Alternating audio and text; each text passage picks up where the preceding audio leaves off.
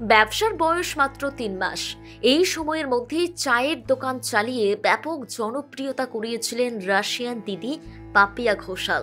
হাওড়ার অঙ্কুরহাটিতে তার চায়ের দোকান তে আমো। দূর দূরান্ত থেকে আসছিলেন অনেকেই, আসছিল তরুণ প্রজন্মের অনেকের ছিল চা খেয়ে দিদির সঙ্গে হাসি মুখে সেলফি তোলার আবদার। হাসি মুখে খদ্দের সামলাচ্ছিলেন রাশিয়ান দিদি, কিন্তু হঠাৎই ছন্দপতন। দোকানের গায়ে সাঁটানো হয়েছে পোস্টার। সেই পোস্টারই এখন সোশ্যাল মিডিয়ায় রকেটের গতিতে ভাইরাল। কেন? কি এমন লেখা রয়েছে ওই পোস্টারে? কেনই বা ভিডিও পোস্ট করে অঝরে কাঁদছেন পাপিয়া? অল্প দিনেই দারুণ জনপ্রিয়তা, প্রতিদিনই ক্রেতাদের ঢল ওই ছোট্ট চায়ের দোকানে। বহু দূর থেকে রাশিয়ান চা দিদির টানে মানুষ ছুটে যান তে আমোতে। শীতের সন্ধ্যায় ছোট্ট দোকানের সামনে কম বয়সী ছেলে মেয়েদের ভিড়, আড্ডা। মাত্র ৩ মাসেই স্বপ্ন পূরণের ইচ্ছা আরো দৃঢ় হয়েছিল পাপিয়া ঘোষালের। কিন্তু সেই সাজানো স্বপ্ন এবার বোধহয় খান খান হয়ে গেল।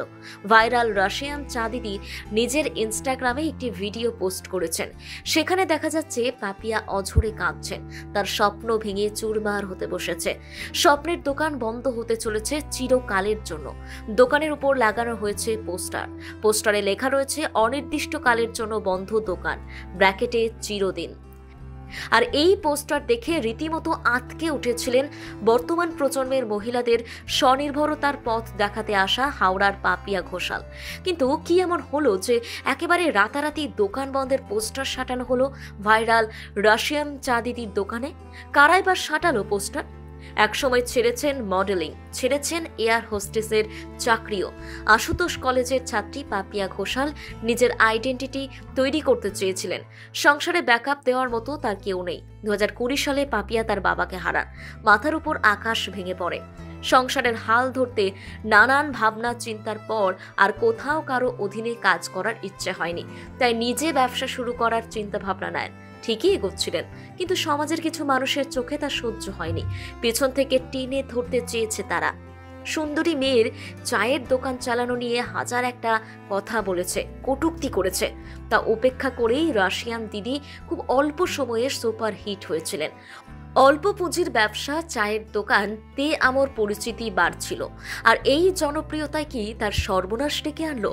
আন্দুল বকুলতলা থেকে কিছুটা দূরে অঙ্কুরহাটি চেকপোস্ট সংলগ্ন জাতীয় সড়ক লাগোয়া সার্ভিস রোডের পার্শ্ববর্তীতে সেই দোকান ঘিরে দেখা পাপিয়া ঘোষালের সব স্বপ্ন আর তা পূরণের ইচ্ছে তাহলে কি অধরাই থেকে গেল?